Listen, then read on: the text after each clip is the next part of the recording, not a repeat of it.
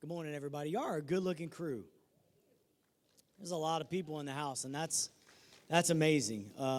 As Pastor Kyle mentioned, I'm Eric Joyner, in case you didn't know, because there's a lot of you, and I'm pretty sure some of you I've never met, which is bad because I'm one of the board members here, so I apologize.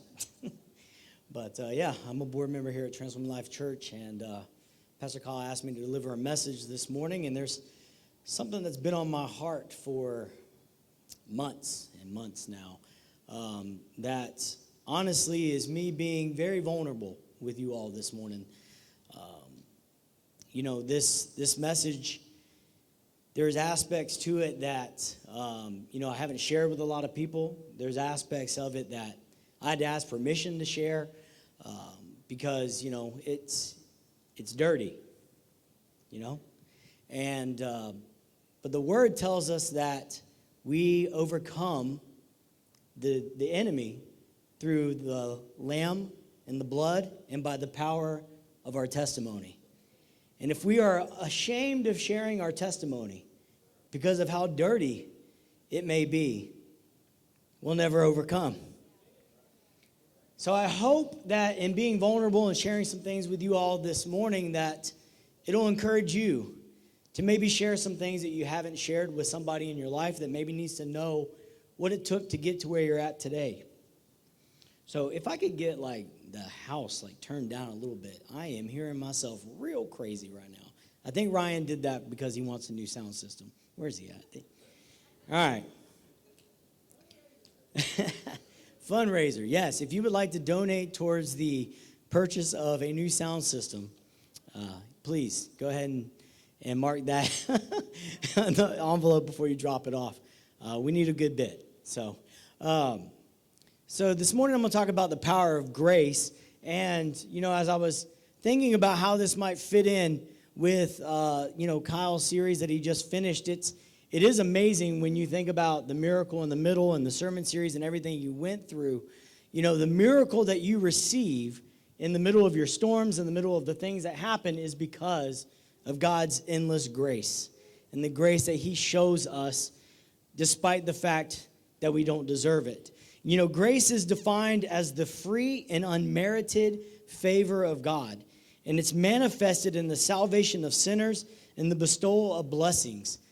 This is the big thing of noticing here with grace is it says grace is free, meaning it costs you nothing to receive it, and it is unmerited, meaning you do not deserve it. My goodness, how amazing it is to serve a God that despite the fact that we don't deserve it, he gives us this grace free to receive, and that all we have to do is claim it. And it's sad because even though the truth is that it's free and unmerited, we have a difficult time accepting grace from God, and even harder time giving grace to others. We have a really hard time looking at ourselves and saying, can I truly receive this gift? You see, if we were honest this morning, like myself, we all got some skeletons in our closet. There's some things that we've gone through, some things we've seen, some places we've been that we're not really that proud of. They're things that, we wish just never existed. They never took place, but they're part of your story. They're part of your testimony, that you would likely not be here today, sitting here hearing this message, if it wasn't for those skeletons. But what's the problem? The problem is we look around at a beautiful sanctuary, we look at beautiful people, and we think, man, they got it perfect. Their life it's all worked out. I'm not like them. I am broken. I'm pieces. I am not at the same level they are. How can I accept this grace when all I see is people that got it together and I'm a complete mess? And the fact is we become overpowered by guilt. And guilt is the barrier to grace. You see, we don't feel like we can accept grace because we're guilty over where we've been. We're guilty over what we've done. And we can't see the grace because of the guilt. See, guilt says that grace can't be poured out on someone like me. Grace is meant for somebody that had a different upbringing, somebody that grew up in the church, or somebody that had a little foundation, maybe somebody that had a little hiccup, but you don't understand the dirt that I've been through. And that grace just isn't for me. But the truth is, none of us deserve grace. None of us have deserved what it is that we have received from God, but it is out of his unending love that he has freely offered it to each and every one of us today. You see in Romans 3, chapter 3, verses 22 to 25, Paul says, "This righteousness is given through faith in Jesus Christ to all who believe. There is no difference between Jew and Gentile, for all have sinned and fall short of the glory of God. And all are justified freely by his grace through the redemption that came by Christ Jesus.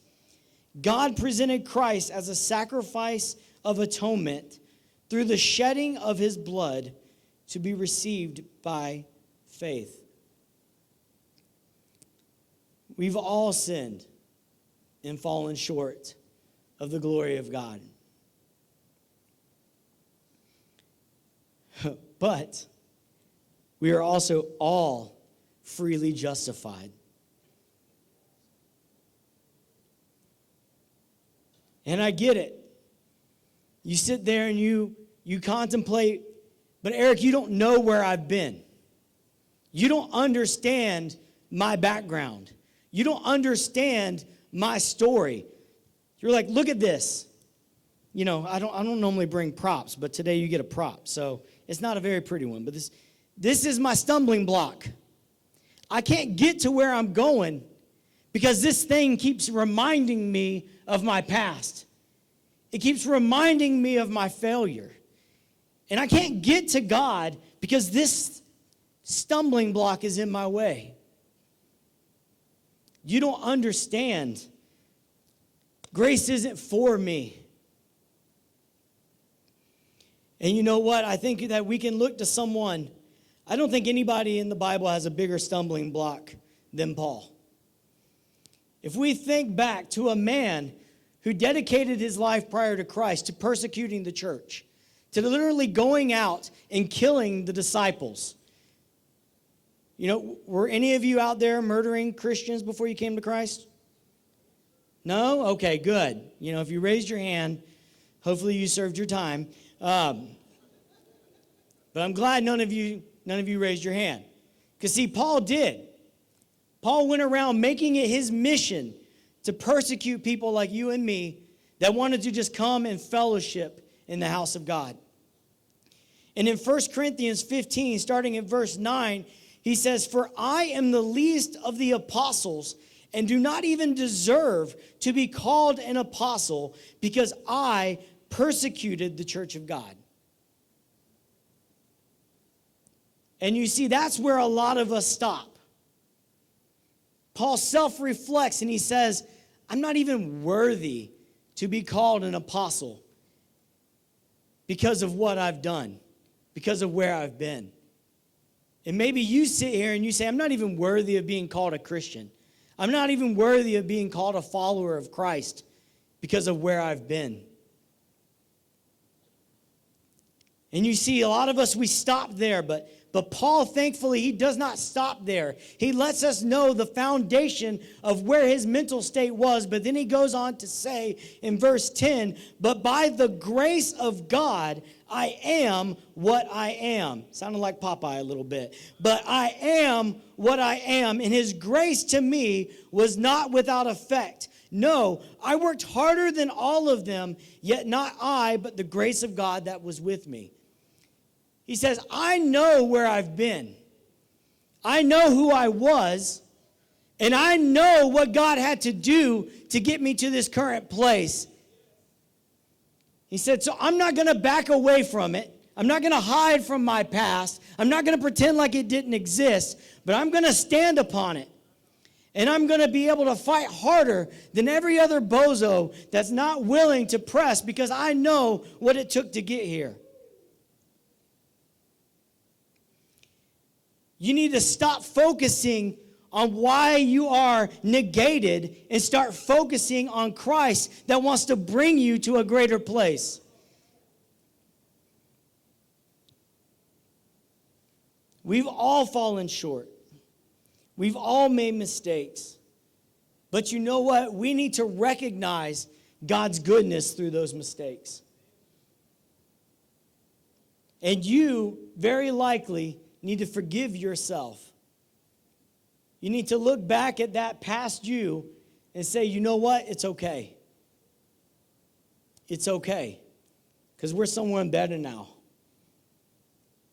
You see, one of the things I want to talk about from my past is a lot of you know I'm a Florida Gator through and through, baby. Come on now. If you ain't a Gator, you Gator bait, and you don't know it, I don't care what the record says. We going for the national championship next year, all right? DJ Lagway is going to come out. He's going to... Anyway. And you see, you know what? Many of you know that it's not just I'm a fan, but I'm an alumni, right? I got that diploma very proudly hanging in my office. But you see, what you may not understand is I went to UF twice. The first time didn't go so well. You see, I graduated from Plant City High School in 2002. The class of 02, because we're better than you. That's what we said. Yes. And you know what? Through great grades, because, I was a smarty. And you know what? I hated studying. It just came to me, and I just lived in it. I got accepted in the UF, and my plans were to go and become a physics major. I wanted to be a high school physics teacher. That's what I wanted to do, y'all. My physics teacher just wowed me. And you know what? You can look at that first picture up there, and you can realize it don't look like it worked so well. It didn't. Matter of fact, you'll notice the only A on there is from marching band. Yes, band nerd. It was the only thing I enjoyed doing. I didn't want to go to class. I didn't care to. I thought, you know what? I'm a brainiac. I don't need it. I lived a life of sin. I would drink, hang out with friends, go to parties, and I did everything but go to class, except for when it was time for marching band practice, right? As you can tell from that A. And I found myself a year and a half after getting enrolled being dismissed because I had a 1.17 GPA, which is a very horrible GPA. I know that one says term GPA is 0.3, which is even worse, but that was not the cumulative. And you know what? I was miserable. I was in a miserable state. I was depressed. I felt guilt and shame. After I got dismissed, I would find myself waking up and my lip would be swollen, my hand would be swollen. I'd have whelps on my body because the stress had overwhelmed me.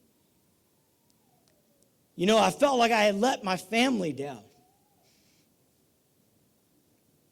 And I was dating this girl at the same time. She was the majorette captain. If you're a band nerd, you know what that means. And she came from a highfalutin family. Lived in a town called Lake Worth, so you know what that means.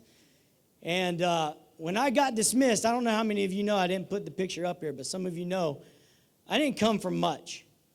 A nice little single-wide trailer in Antioch did us well. But you know what? That girl's family saw a loser. Saw somebody that wasn't going to be able to provide for their little girl. So they gave her the ultimatum. They said, you can either stay with him and end up living in a trailer, or you can kick him to the curb.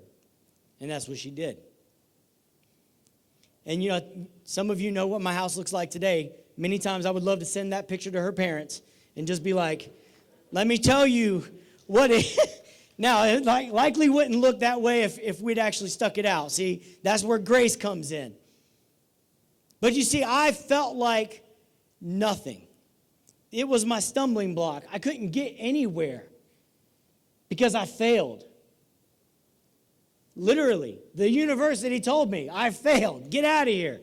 You're no good. You're a bum. And you see, I came back home and I was living with mama, like unfortunately too many of you older kids do today. And And I started working in construction because, that's all you can do. And I was going to church because Mama said I had to. Even though I was an adult, Mama's supposed to tell you where you go. Mamas, your kids need to come to church. Daddies, your kids need to come to church. But you know what? I was going to Plant City First Assembly, and I met great people. And they introduced me to a wonderful third-party debt collection agency where Teresa knows all about it. And I started working as a third-party debt collector, calling people up. Hey, you remember that Visa credit card you had in the 80s? Well, you still owe $2,000 on it. Click, And you know what? It was a humbling experience to go from believing you were going to be the first one to go and achieve that degree in your family. You were going to go and make a name for yourself. You were living your dream to now I'm calling people on weekends hoping that I can get them to pay an old debt. But the funny thing is in that job, I met someone that introduced me to my wife. And you know what? If I wouldn't have been kicked out in the fall of 2003, I wouldn't have met that lovely lady. And you know what? I wouldn't have found my relationship with Jesus Christ. So you know what? The enemy would like to say, hey, look at this. Look at your failure. But now I can look, if you put that screenshot back up there, I worked until I went back to school and worked at nights. Or I worked during the day and went to school at night, and I got my undergraduate degree from USF, go Bulls. Woo. And then I said, you know what? I want that graduate degree. And if I'm going to do it, I'm going to go redeem myself. And I'm going back to UF, and I'm going to come out with a diploma. And in 2017, I graduated from that joker with my MBA. Yes. So, you know what? The enemy wants to say, look, this is who you are. This is where you've been. But no, look at this. Hello. Don't remind me. I can tell you where I've been because it's under my feet. Do you hear me? Some of you need to put where you've been under your feet so that you can get fresh perspective on where God has you going. Because now I can see clearer because it's under my feet. Y'all have let the enemy just get you too wrapped up on where you've been. And you let your past mistakes negate your ability to be used by God today. But you know what? God used a lot of messed up people. Moses was a killer. Hello? David was an adulterer. What can he do with you? You are never too far gone for God's grace. And he wants to turn your stumbling blocks into stepping stones. He wants to take you somewhere that you haven't been. But now, that's all great. God, thank you. I want to receive that grace. But man, let me tell you, I don't want to give it to nobody. Now, I can't give that grace to somebody else. You see, if we want to receive the grace, we have to be willing to give it. And we can't withhold it from others, because grace is not only for the gossiper, grace is for the murderer, because all were found guilty of sin. And you see, sometimes we withhold grace from those in our lives because of what they've done to us and where we've been. And we try to justify why we would harbor resentment and ill feelings and why we would kick somebody out when God says, would you just give me a chance to offer grace? You know, another definition of grace is to pardon. And to pardon someone is to release them of their sin/offense. To pretend it never even existed, to wipe it clean, to where it never comes back. Because sometimes we like to forgive somebody, but we like to keep bringing it up. Hey, you remember how I forgave you of that wrongdoing you did last year? Remember how 5 years ago, remember, Holly, you backed into a car and I had to go pay for the bumper to get fixed? Remember how I forgave you of that? Remember how you hit like 10 trash cans? and have broken our side mirror so many times I don't even know what to say. All right. You know, we like to say, I've offered grace, but I keep digging it back up. I keep digging up the offense. I keep bringing it back up.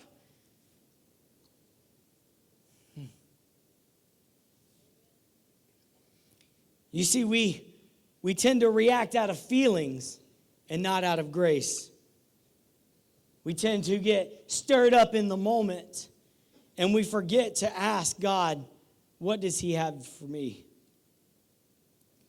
We can maybe pardon our children pretty easily, a spouse, but maybe it's a little bit harder for a friend or a stranger, and maybe even ourselves. And we can pardon minor offenses, but what about that deep betrayal? What about that time they really stuck it to us, and you feel like you still got that knife in your back? What about when you have every biblical right to be upset? How can we decide to choose grace? You see, Jesus gives us two important commands in Matthew chapter 7. The first is Matthew 7, 1 through 12 says, "Do not judge, or you too will be judged. For in the same way you judge others, you will be judged. And with the measure you use, it will be measured to you." And then in Matthew 7:12, and the Rangers would know this, "So in everything do to others what you would have them do to you." And the best part is that it ends with, for that sums up the whole law and the prophets. Everything is summed up by just treat others the way you want to be treated. And you know, it's like, God, I want to receive grace. I want mercy. I want all of these great things, but I don't want to give it to others. I have a hard time giving it to other people. And God says, the measure you use will be used to you. You say, I want to receive grace, but I won't treat others with grace. How would you want to be received? You know, a figure we don't usually talk about in this sense too is Joseph. You know, Joseph had every perceived right to kick Mary to the curb. He said, this sorry woman done got herself impregnated and is trying to blame God. And everybody around him would have said, you have every right to kick her to the curb. She is absolutely crazy. And Joseph even said, you know what? It said because he was righteous, he considered to only divorce her quietly so she wouldn't get stoned and attacked for her offense. But you know what? He didn't rush and just say, get out of here. But he took time and he allowed God to work on him. And God was able to reveal that he needed to present grace. Now, obviously, not every situation is the same. And I'm sure for some of us, you know, maybe infidelity is a real thing that you've encountered in your marriage, and you know it wasn't God. And it was very difficult to decide whether you were going to show grace to that individual.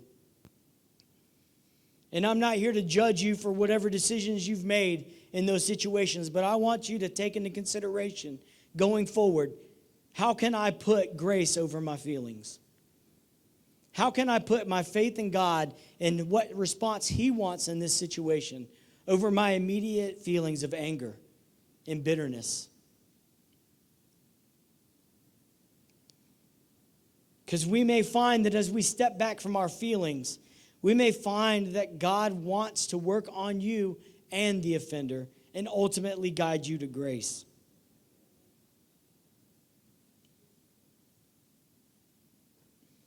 And listen, I'm not saying that this is an easy thing to give. And it's also not an easy thing to ultimately receive. Because we must know whether we're looking to receive grace or give it. Grace does come with expectations of change. I can't just accept grace from God and continue to live my life the way it was. Jesus didn't go to the woman that was about to be stoned for being a prostitute and say, anybody without sin, you know, cast a stone, and then tell her, all right, continue being a prostitute, enjoy your life. No, he said to go and to sin no more. He offered her grace, but then he told her, this grace is tied to you sinning no more. And so many times we come to Jesus as like this well of forgiveness and grace, and we act like we can just continue to live in our life of sin, and we can continue to just walk in our walk and just continue to be poured out grace and mercy. But we need to understand grace is expected. You see, grace is not freedom to sin. Grace is freedom from sin. You have to realize that I need to move from sin when I receive grace. It is not pass, go, collect $200, get out of jail free card.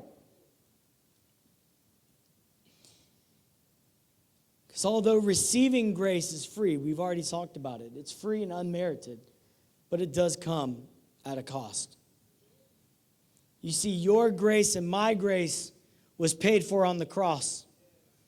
You see, every bit of sin, every bit of vile that we could have and likely still will still exist, has been forgiven for us on that cross. Paid through the death and resurrection of Jesus Christ.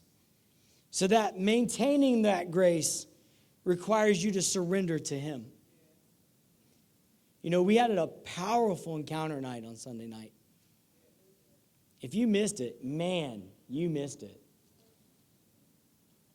Sometimes you have to say yes when your flesh wants to say no. And that might mean coming to church on a Sunday night. It might mean showing grace to somebody that your flesh just wants to say no to. But he talked a lot about surrender and offering ourselves as a holy sacrifice. And we have to die to pride and accept a life of humility if we want to carry grace.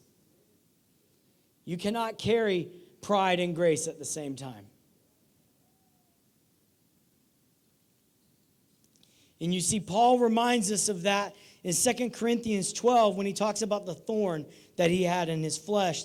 See, in 2 Corinthians 12, verses 5 through 10, Paul says, I will boast about a man like that, but I will not boast about myself except about my weaknesses.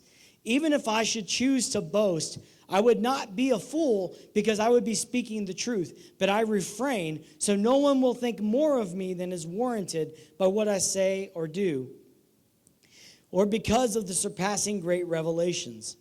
Therefore, in order to keep me from becoming conceited, I was given a thorn in my flesh, a messenger of Satan to torment me. 3 times I pleaded with the Lord to take it away from me. But he said, my grace is sufficient for you, for my power is made perfect in weakness. Therefore, I will boast all the more gladly about my weaknesses, so that Christ's power may rest on me. That is why, for Christ's sake, I delight in weakness, in insults, in hardships, in persecutions, in difficulties. For when I am weak, he is strong. You see, we have to flip the script. This stumbling block is not the reason why I can't serve, but this is the reason I can. Because I know where I've been, and I've been forgiven, and I've received grace, so I can move forward and show you why I am capable to deliver this message, why I can go forward in humility and not boast about myself, but boast about the fact that God came and spoke to someone that didn't even give a flip to pay attention about in school and was a complete loser and a failure, but can still go back and say, you know what? He redeemed me and he allowed me to go back to that place and get redemption over my failure. And I can claim him today that victory can come through the submission. You see, if we want God's perfect power displayed in our life, we have to look past our weaknesses and look to grace. If the worship team would come back up, I want to share a little story with you guys. This is a story that inspired my message this morning and what's been on my heart. It's a story about a little girl. If you guys can go to the first picture that I have in the slides, I appreciate it. Yeah. See, this little girl grew up in the 50s and 60s. Little girl at the bottom there. And she was raised in a middle-class Christian household. You know, in the 50s and 60s, she was raised, you don't go to the movies. You don't go to the skating rink. You know, we're not going to watch Elvis on TV gyrating like crazy, right? Who else had a household like that? Anybody? Ooh, we got a couple. Okay. You know what? Because that's where you find the devil. That's where he's hiding out. He's hiding out in the movie theater. He's hiding out at the skating rink. You know, don't go to those places. You're just going to find yourself some trouble. She was raised that a wife supports her husband and that divorce isn't an option. You don't consider divorce. You know, when she was 16 years old, you can go to the next slide. When she was 16 years old, she received a brand new 1965 Ford Mustang. Come on, Kyle. And she was excited to show that bad boy off. That is a beautiful car. Middle class used to be able to afford a brand new Ford Mustang, okay? Whew, not today. But that's a whole nother story. She got this beautiful car, and she couldn't wait to show her friends. And she went to this house that she knew these boys, and they were a little bit of a lower income family, and she was showing off this car, and there was a boy that had interest. Not just in the car, but of the girl. She ended up falling in love with this boy. He was a musician. He was also in the marching band. Woo! Marching band. I'll tell you what, man. You can really pull it as a band nerd, let me tell you. They eventually got married, if you go to the next slide. And she went with him to Germany as he enlisted in the army. She followed him wherever he would go. They traveled to many places. They had 3 kids, and they were devoted to their church. You can go to the next slide. Beautiful family. Devoted church-going people had their kids. Let's go. Let's move on in the direction God has for us. That husband, though, was in a band. He played in local bars and sometimes found himself in situations that maybe a married man shouldn't find himself in. One night, that little girl, who now has turned to a grown mother of 3, found her husband in the arms of another woman. And she had a decision to make. Do I take every biblical right I have and do I walk out that door? Or do I consider grace? You see, for a lot of people today, it would be a very easy decision of, I'm packing my bags and I'm out that door. And like I said, I'm not here to judge you if that's the decision you would make. But that woman gave grace. She decided to stick it out. And the response she got was that the woman on the other side of this coin ended up becoming pregnant. And she didn't want the child. So once again, she was placed in a situation of, do I let this woman that has been impregnated from my husband conceive this child and just give it away? And just live my life with my 3 kids and just pretend like nothing ever happened? Or do I give grace to a child that by no fault of their own is being born into this world and bring that child into the fold? That woman that day chose grace. And you can go to the next slide. And she chose to continually live out that grace by raising that boy like no different than any of her other children. That child would not have known by any shape or form that he was not born from that woman. And I'll tell you what, you go back to that other slide. What are y'all doing up there? My goodness. I'm about to whack one of y'all afterwards because y'all been all over the place today.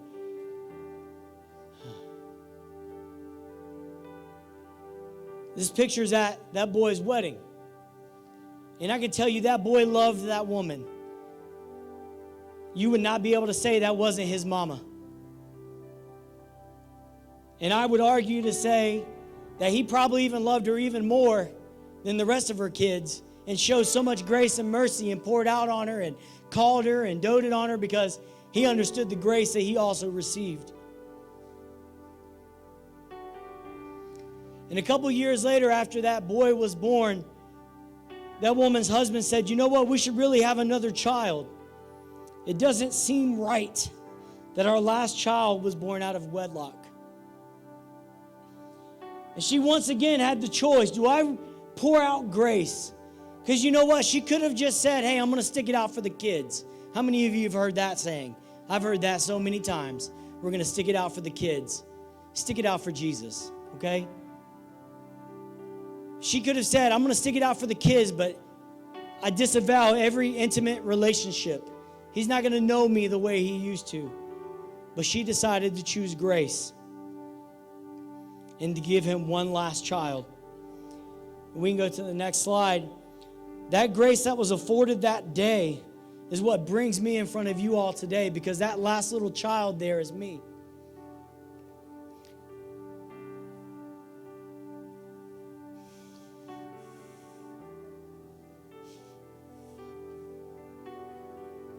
That little girl was my mom. And I'm that final child that was born out of an abundance of grace that was poured out time and time and time again to probably somebody in a situation that maybe most people wouldn't have said they deserve it. But I know today I'm standing in front of you with a wonderful wife and with 3 kids because she chose the hard path of grace and decided to say yes when most people would say no. And I know that I have a brother that is married and is loved because she chose grace and accepted him like nobody else would have likely done the same.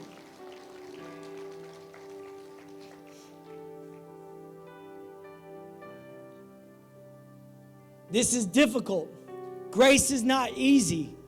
Every day of her life, that child was a reminder of where her husband had been. Come on. A constant reminder of the fault that had taken place. Grace is not always easy, and it's not always pretty. It will take a lot of struggle to get there, but it is worth it. And God can do miraculous and great things through grace. And you know what? She could look back and say, "You know what? My husband, he didn't honor our wedding vows." And she could let that be her story. But instead, she can say, "I accepted him where he was, and I gave him grace. And then I accepted a child where he was, and I gave him grace. And now today I can stand up above all of it and say, you know what? All of that mess is under my feet. And I'm going to be the mother that I need to be for these children. I'm going to be the example that I need to be for these children." You don't have to allow the situations in your life to trip you up. God wants you to place it under your feet this morning. God wants you to put every obstacle, every doubt, every fear, every bit of guilt that you have allowed to build up in your spirit to say, "I can't be the person that God has called me to be placed under your feet this morning." You weren't meant to carry that. You were meant to leave it. Put it under your feet. If the prayer team would come forward. I know that this can be difficult. You know, you may be here and you're facing some regrets in life. Maybe you've been some places and you're having a hard time even accepting who you are today. The fact that you're here this morning is a great step. And it lets me know that who you are today is not who you were last week. It's not who you were last year. It's not who you were 10 years ago. And the only thing that needs to change is your perception. Because God has already forgiven you. And God has already made a way for you to step forward into the direction that He has called you to go. So I want you to consider, do I need to accept some grace this morning? Do I need to forgive myself and accept grace over where I've been and understand that I'm not that person anymore? And I want to move forward. I want that to be the power of my testimony.